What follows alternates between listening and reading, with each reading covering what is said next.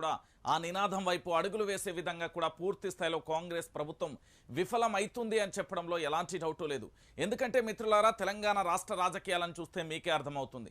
ఈ రోజు ప్రధానంగా కూడా మనం ఏది కావాలన్నా, ఈడ కార్పొరేషన్ చైర్మన్లు కావాలన్నా ఢిల్లీకి పోవాలి, ఎమ్మెల్సీ పదవులు ఇవ్వాలన్నా ఢిల్లీకి పోవాలి, ఆఖరికి మంత్రి పదవులు ఇవ్వాలన్నా ఢిల్లీకి పోవాలి, లేకపోతే పార్టీలో సముచిత స్థానం కల్పించాలన్నా ఢిల్లీకి పోవాలి. ఢిల్లీ నుండే గీడ పరిపాలన నడుతుంది. ఎందుకంటే తెలంగాణ బిడ్డ అయ్యుండి కూడా కనీసం పూర్తి స్థాయిలో స్వేచ్ఛాయుతగా ఒక సీఎం పరిపాలన చేయలేనప్పుడు ఎందుకు అనేది తెలంగాణ ప్రజల నుంచి కూడా పూర్తి స్థాయిలో వినిపిస్తున్న ఒక నినాదం, వాదం అనుకోవచ్చు. ఎందుకంటే కేవలం ఢిల్లీ పరిపాలన మాత్రమే కొనసాగుతుంది తప్ప తెలంగాణ ప్రజలకు తెలంగాణ బిడ్డ పరిపాలన అందడం లేదు అనేది ప్రధానంగా కూడా చర్చనీయాంశంగా మారుతున్న పరిస్థితి కనబడుతుంది.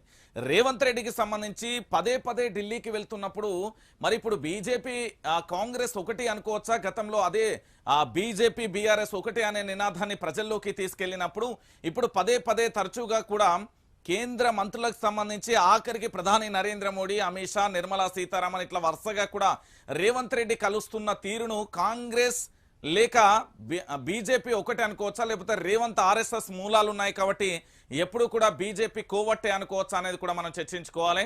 ఇక్కడ నిధులు అన్ని కూడా పూర్తి స్థాయిలో ఢిల్లీకే పోతాయి. ఆ ఢిల్లీ నుండి ఏపీకో ఇతర రాష్ట్రాలలో ఎన్నికలు ఎక్కడెక్కడికి ఉన్నాయో గక్కడికే వరద ప్రవాహంలా కొట్టుకుపోయే పరిస్థితులు ఏర్పడతాయంటూ చాలా మంది కూడా చెప్తున్న పరిస్థితి అయితే కనబడుతుంది. సో మొత్తానికి మీ అందరికీ కూడా నేను చెప్పేది ఒకటే, వైఆర్టీవీ తెలుగు న్యూస్ ఛానల్ తప్ప మీకు నిజాలు చెప్పే ఏ ఒక్కడు కూడా లేడు.